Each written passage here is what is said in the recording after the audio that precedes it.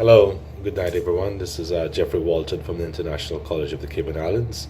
Today, I'll be speaking on my experience of day two at my seminar in technology and society. The day was a very long day. We visited several places, covered much information for the day. It started off at the Florida Atlantic University in Davie, Florida. There we had several presenters. There were actually a mix of presenters. Dr. Archibald kicked off the morning, who's an associate professor of nursing.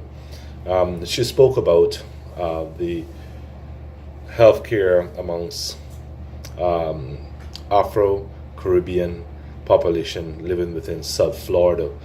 Interestingly, she pointed out that in Broward County, where most of the Afro-Caribbean people reside, the HIV amount is higher in that area. She went on to explain that healthcare being the most important, because regardless of what degree you do get, having good health will allow you to live longer and be able to achieve a lot more in your career, etc.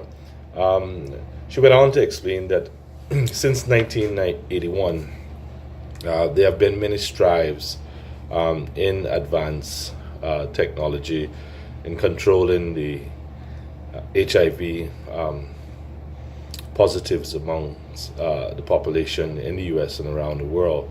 The aim is by 2013 to actually have it under control, where it becomes a disease just like diabetes, or to eliminate it altogether. There have been some huge strides along the way, and she's quite optimistic that with the research that is now in place and technologies, they will be able to achieve their goal.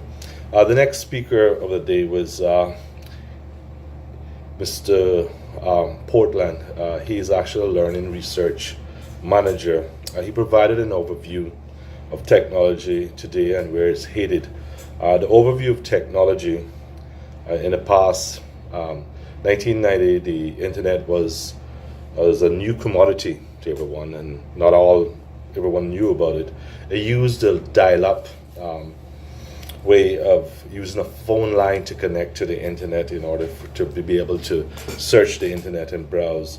It then advanced to the DHL broadband, which was a faster and more efficient way of collecting, and became more consistent in your connections to the internet.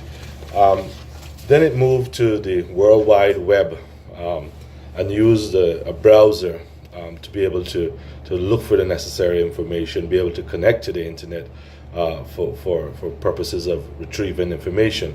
Today the internet is available everywhere, and technology, it has now evolved into more IT information platform sort of way of doing business in order to share, store information, retrieve information, and send information.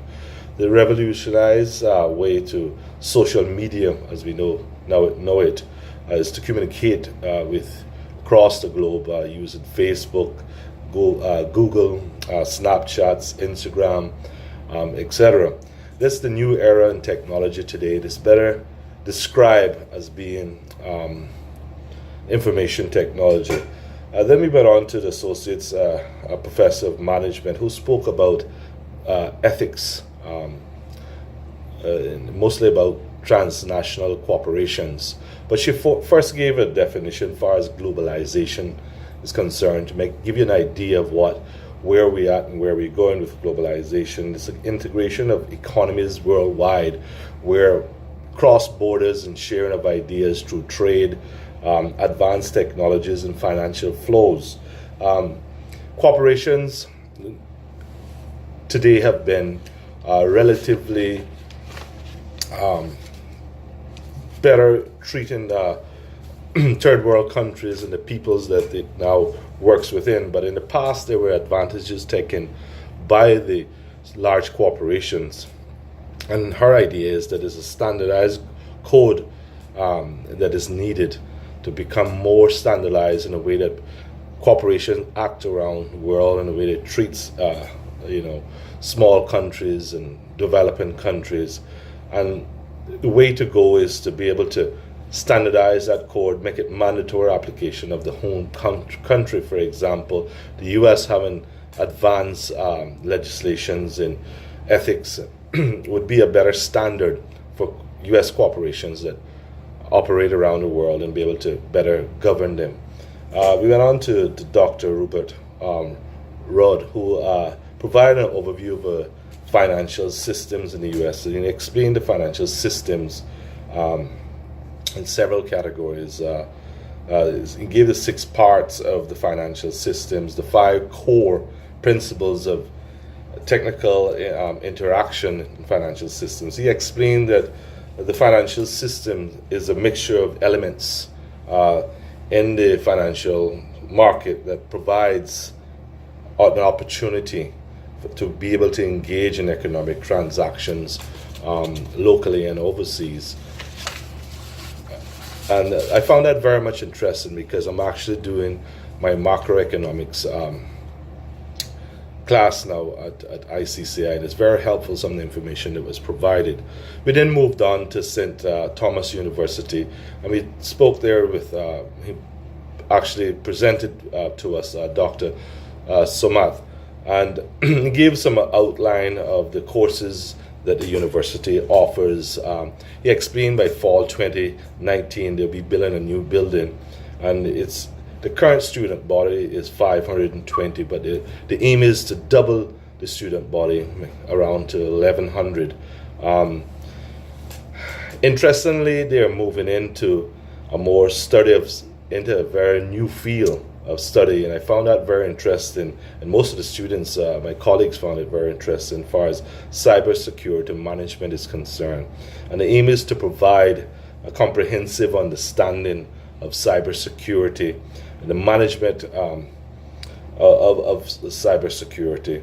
The course would include business, computer science, criminal justice, and law disciplines that will be able to, managers will be able to manage their risk a lot better as it relates to cybersecurity.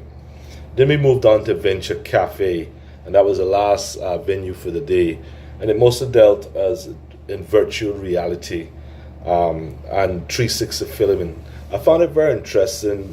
Lately I've been noticing a lot of 360 videos, especially back home on Facebook with real estate market, and it shows a more interesting way of marketing using film of 360, showing you the complete turnarounds within a house that they're selling or a property that they're selling.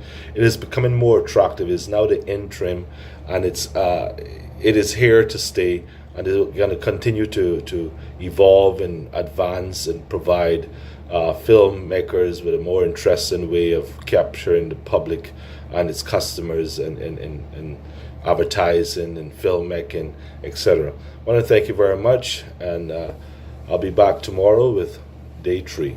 Thank you.